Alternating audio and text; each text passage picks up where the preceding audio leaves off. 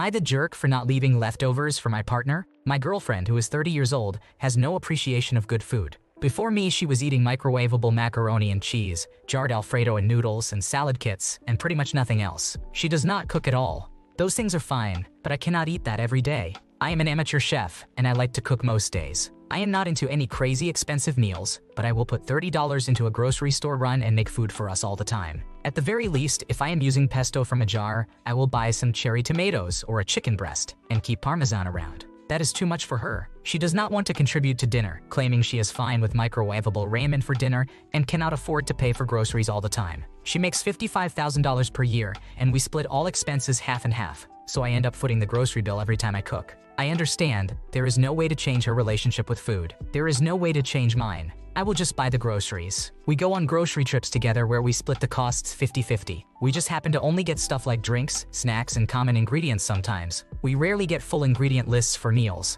3 to 4 times per week, I get the urge to cook something cool and go buy all the ingredients myself, never charging her for those meals. I make meals sometimes like giant pots of curry or enchiladas. Before we moved in officially, I would take most of the leftovers home or sometimes all. I would take the leftovers with me to work too. She claims that I am being possessive over food and that I am not thinking about her when I take food. I bought frozen breakfast burritos for a pre-work in a hurry meal, and she was eating them for lunch at home when there is other stuff to eat. I had an issue with that because they are for me on certain rushed mornings, so I do not have to stop and get fast food. Of course, she thinks that is the most unattractive quality in a partner. I think it is hypocritical that she says, "I did not ask you to cook that food for me. I should not have to pay for the groceries." It is not fair for me to spend money to fund your passion, while simultaneously believing that is so selfish of you to not leave me leftovers when you cook. She told me, "I would never ask you to pay for half of my gym membership because that is my hobby, not yours." It is not like I am leaving her with no food. There are all kinds of things to eat around the place, ramen and all. Also, most of the time she actually had access to the leftovers. I just tend to take them with me to work nowadays before she comes home to eat the next day. She just would rather eat the good food that I cooked. I do not make much money, probably about 2/3 of what she makes. I am relatively frugal and do not like to eat out much, so expensive meals are my version of that at times. I always feed her, but am I actually selfish for this mentality? In my opinion, you have done nothing wrong here. She's not willing to spend money on real food but expects you to buy it, cook it for her, and give her the leftovers. She can't both deny contributing to grocery costs for the meals you make and also demand leftovers. She needs to be realistic about the fact that she's eating what you make for the cost you incur, but just doesn't want to pay for it. If she wants to eat it, she has to contribute to it. Am I the jerk for not replacing the neighbor's fence? I know most people on here are from the United States, and I am not, so I am going to outline how things work with fences in my country in case it's different. Where I am, when a fence is between two properties, one of the properties is responsible for maintaining the boundary. That does not mean that they legally need to put up a secure fence, but the boundary must be marked in some distinctive way. The people who are responsible for maintaining a boundary will be the legal owners of the fence or hedge that they put there. Standard practice is to install a 6-foot-high fence and ensure it is fully secured unless the style of the garden indicates otherwise. Imagine there are 4 houses, A, B, C, and D, all in a row. We live in House C and own the boundary between House C and House D. We have installed a fence between House C and House D that has no gaps and is secured, which is standard practice. House A owns the boundary between House A and House B. Last year, House B fell out with House A because House A did not maintain the fence fully, and a gap allowed for House B's dog to escape into House A's garden and subsequently out onto the street. Eventually, House A replaced the fence and the garden was then secure, but the relationship did not recover, and House A and House B do not speak. House B also does not speak to us. House C. We returned House B's dog to them if we found it out when it was escaping. Now, the fence between House B and House C, owned by House B, has holes in it, which allows their dog to get into our garden and our dog to get into their garden. Neither garden allows the dogs to get into the street, just between the 2 gardens. We obviously return their dog through the gaps. The problem is that the neighbors also have a rabbit that they let roam free. Last week, they went away for 4 days and left it out in the garden. I was terrified it would get killed by a fox or bird of prey. The neighbors are worried about our dog and their rabbit and think our dog will kill their rabbit, although it has not harmed the rabbit on any occasion. The neighbors are refusing to repair their fence to stop the dogs from getting through to each other's gardens. They are saying it is our responsibility to prevent our dog from getting into their garden, and that it is different from their dog coming into ours because we do not have a rabbit. Under the law, we are expected to ensure our dog stays on our property. Although we do not have a rabbit, we purchased a house where the garden was fully enclosed so that our dog would not escape and could be left with garden access, but the neighbors have failed to maintain this. I also think they are being hypocritical because they also have the same legal obligation to keep their dog on their property and are not doing so. Plus, they fell out with House A because House A was doing exactly what they are doing now. House B appears to think that we should pay for their fence, which we obviously are not willing to do.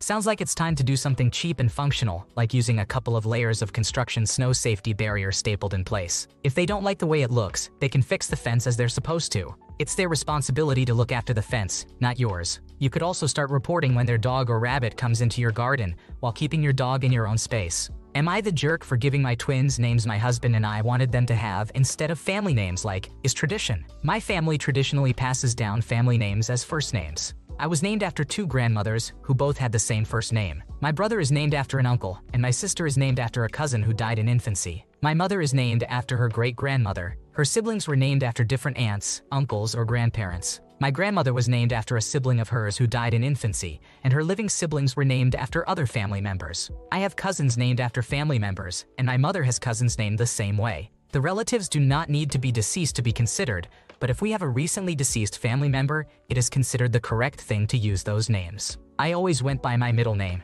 I like it far better. It was a name my father wanted me to have, and nobody else in the family has it, which is a bonus for me. Because of this, I always wanted to break the tradition, something my husband is eternally grateful for, because his style of names, like mine, are not like my family's style of names. We had boy and girl twins 2 weeks ago and chose to name them names we loved instead of family names. Our daughter is Piper and our son is Robin. We chose not to give them family names as middle names and went with names we felt worked for them but that we also loved. My family was upset, especially because the last of my great-uncles died recently, and it was expected my son would be Gerald after him. My daughter was expected to be Jennifer or Patricia after my aunts, who have the least number of kids named after them. I had told my family ahead of time we were not going to follow the tradition, but clearly, they did not believe me because we got a lot of negative comments from my side about disrespecting my family and breaking their hearts with the snub toward my great-uncle. I told them the twins are our children, and others could choose to continue the tradition. My father was the only person not upset. He told me he was glad I did what I wanted. He also knows I prefer to use my middle name instead of my first name.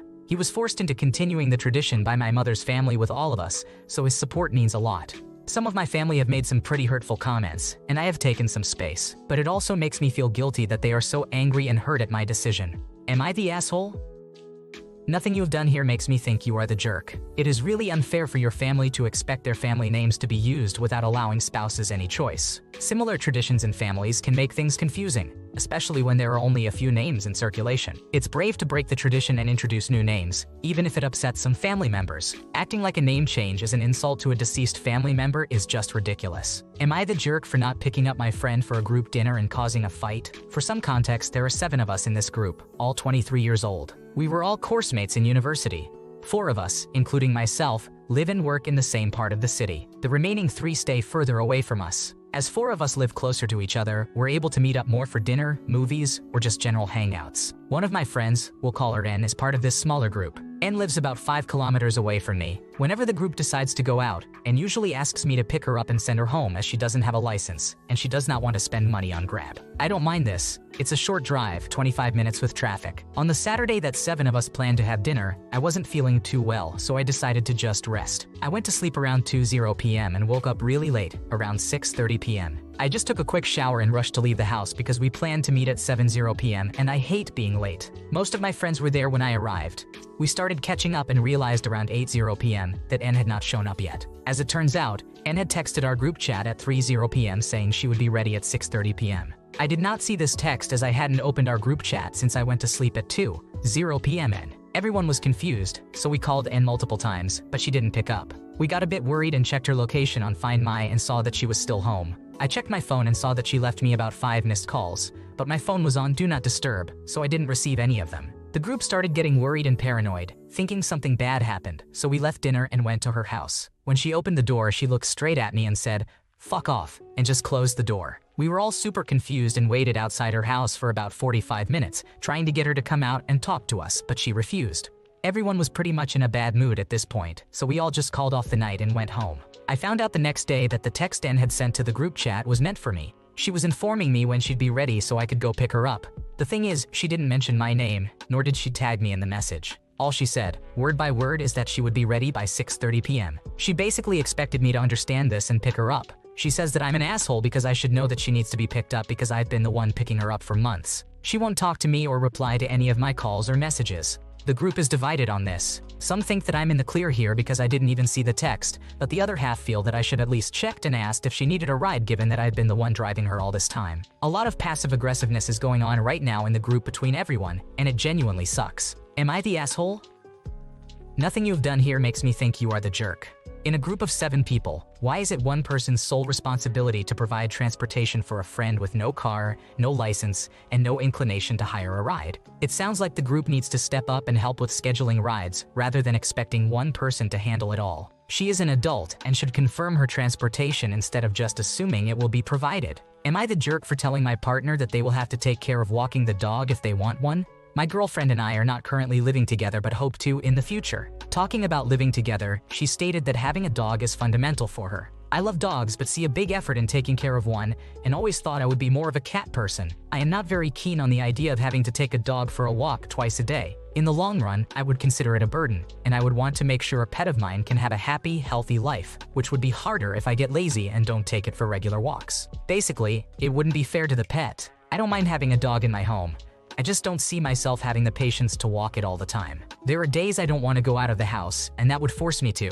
I told her that I acknowledge the importance of her desire to have one, and that I would be okay with it, but she shouldn't take for granted the fact that I will walk it as often as her. In the house, I'll be happy to give it baths. I will buy it toys. I will clean. I want her to be sure that she could bear the effort of walking the dog by herself, and not only consider me as part of the equation. She currently lives with her family, and they have 2 dogs. They are family dogs, so when she moves out, they would remain with her parents and sister. Since her parents are the only ones who constantly take the dogs out, and she also doesn't feel like walking them most of the time, I'm afraid I'll be the one who has to do it when she doesn't want to, just like her parents. She says that she would do it if her parents didn't, and it was only up to her, but she also blames me for only wanting to take care of the fun part of having a dog. I see her point, but I think a relationship is about compromises. I'm trying to compromise about having a dog and dog-related chores, while it feels like she is reasoning in absolutes. At the same time, I feel guilty. I should trust her to be able to take care of it, but previous experiences in my life led me to resenting my then partner for leaving all the workload on me,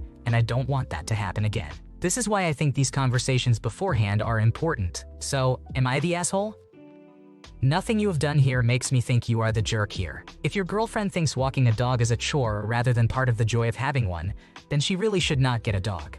She seems to only want the fun part and isn't as realistic as you about what it takes to raise a dog. Her options are that she takes full responsibility for the dog or she doesn't get one. Am I the jerk for calling my sister-in-law a spoiled little brat? My wife Lauren, who is 35 years old, has a younger sister Carly, who is 27 years old, and the 2 of them have a very strained relationship. A lot of this stems from Carly being the baby who was babied and the center of attention for many years. She loves having the spotlight on her and always seemed to dislike Lauren getting any attention. When Lauren graduated high school, a very big deal was made out of it, and Carly threw a huge tantrum. Their father had to leave the celebrations with Carly so Lauren and the rest of the family could celebrate. She was only 10 years old at the time, and I know children do not always act the best.